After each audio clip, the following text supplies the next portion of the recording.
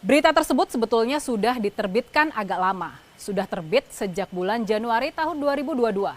Tapi memang kabar ini kurang digaungkan oleh media-media di Indonesia. Berita tersebut diterbitkan oleh sebuah media Israel, yakni The Jerusalem Post.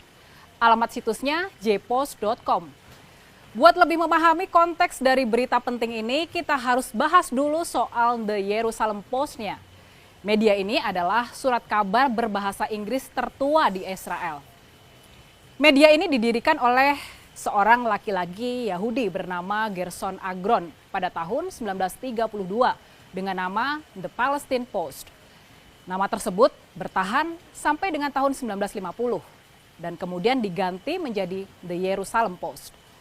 Sampai sekarang media ini bisa dianggap sebagai media berbahasa Inggris paling berpengaruh di Israel.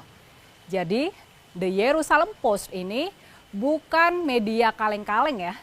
Nah, tanggal 11 Januari tahun 2022, The Jerusalem Post menerbitkan sebuah artikel dengan judul How Agriculture Led Indonesia's Defense Minister to Talk Normalization with Israel.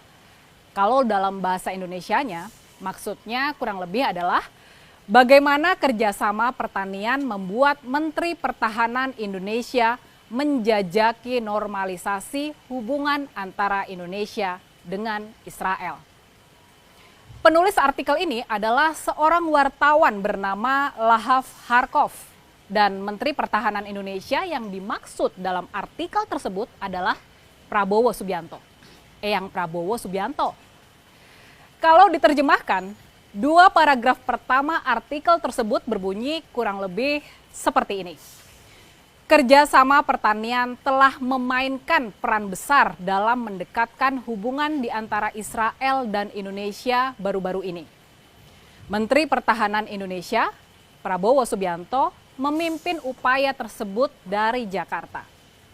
Serangkaian pertemuan, pernyataan, dan laporan dalam beberapa bulan terakhir di tahun 2021 menunjukkan kalau Israel dan Indonesia, negara dengan populasi muslim terbesar di dunia, semakin dekat. Ketemu lagi dengan saya, Rini Budoyo, di Hot Topic.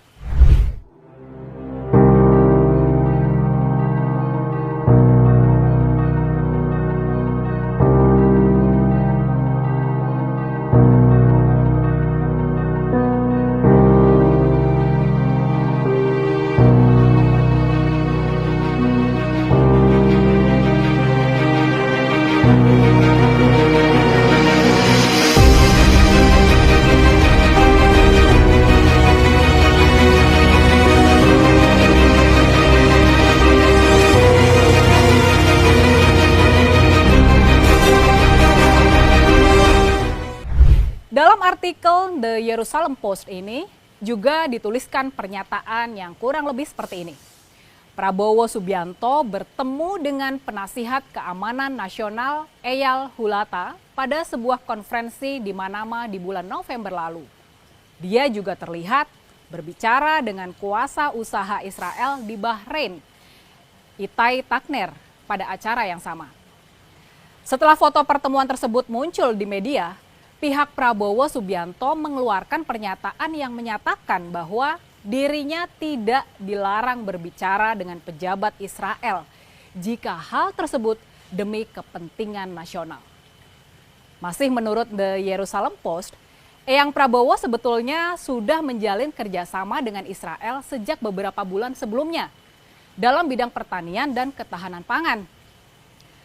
Samuel Friedman, seorang konsultan pertanian Israel, dia ini pengusaha dan juga penasihat senior dari mantan Menteri Pertahanan Yair Shamir.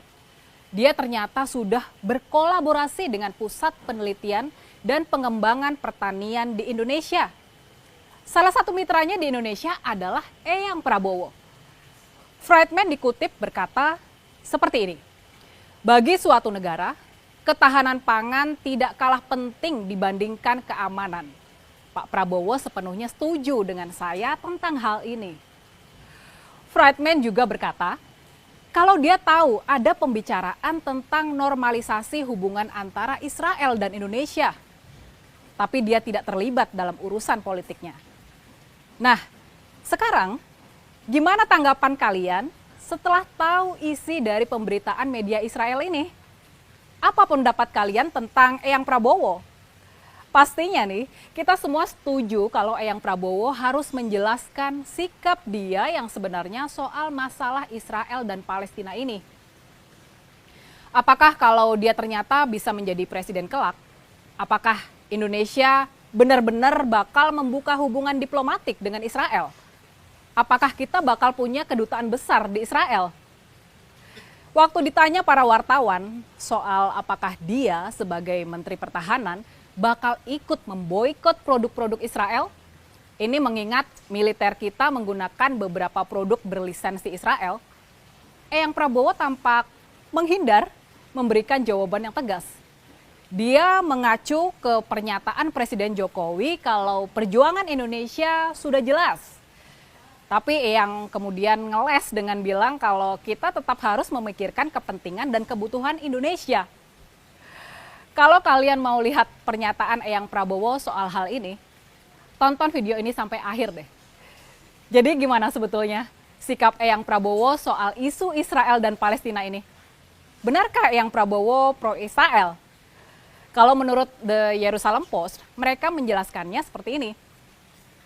Eyang Prabowo sudah mengumumkan di bulan Oktober tahun 2021 soal rencananya buat mencalonkan diri sebagai calon presiden di Pilpres tahun 2024.